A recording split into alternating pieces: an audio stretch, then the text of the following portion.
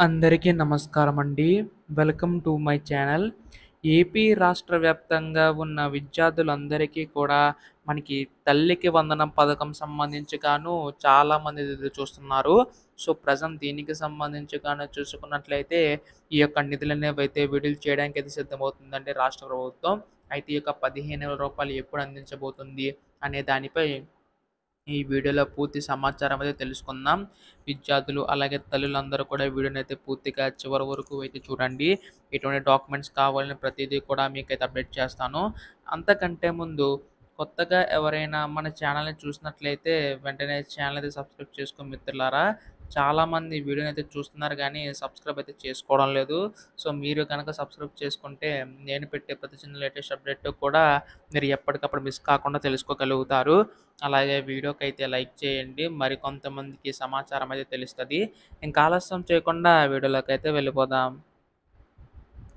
So, ప్రస్తుతం ఇక్కడ AP విద్యార్థులందరూ కూడా ఎదురు చూస్తున్న పథకం మనకి తల్లికి వందనం పథకం అండి.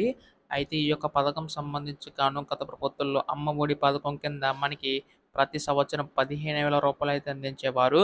అయితే ఆ 15,000లో కూడా మనకి పూర్తిగా కాకుండా మనకి 14,000 ఏమో మనకి తల్లుల ఖాతాలో జమ చేసి రూ. 1,000 స్కూల్ మెయింటెనెన్స్ కింద ఇచ్చేవారు. అయితే ఈ ప్రభుత్వం మాత్రం అటువంటి ఏమీ లేకుండా నేరుగా రూ. 15,000 అనేవైతే నేరుగా తల్లుల యొక్క ఖాతాలో జమ అవుతాయని కూడా తెలపడం అయితే జరిగిందనమాట. అయితే గతంలో మనకి ఎవరైతే చదువుకున్నారో వారికి ఇచ్చేవారండి. ఇంట్లో ఎంతమంది పిల్లలున్నా గానీ ఒకరికి ఇచ్చేవారు. అయితే ఇప్పుడు ఈ ప్రభుత్వం మనకి ఇంటిలో ఎంతమంది పిల్లలున్నా గానీ వారందరి ఖాతాలో కూడా అంటే వారందరి తల్లుల ఖాతాలో కూడా డబ్బులు జమ చేస్తామని కూడా తెలపడం అయితే జరిగిందనమాట. అయితే ఎంతమంది ఉంటే ఎంత జమ చేస్తారో మీకు సందేశం రావచ్చు. సో, ఒకరుంటే రూ. 15,000 వరకు కూడా జమ చేస్తుందండి రాష్ట్ర ప్రభుత్వం. ఇద్దరుంటే 30,000 వరకు, ముగ్గురుంటే 45,000 వరకు, అలాగే మనకి నలుగురుంటే 60,000 వరకు కూడా రాష్ట్ర ప్రభుత్వం అయితే జమ చేస్తామని చెప్పి హామీ అయితే ఇవ్వడం అయితే జరిగింది కదా! ఎన్నికల టైంలో తల్లికి వందనం పథకం సంబంధించి గాను.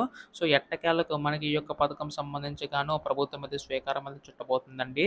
సో, ప్రస్తుతం దీనికి సంబంధించి గాను అందరికీ కావనమాట. సో, ఎవరైతే అర్హులు ఉన్నారో వారికి మాత్రమే జమ చేసే అవకాశం ఉందండి.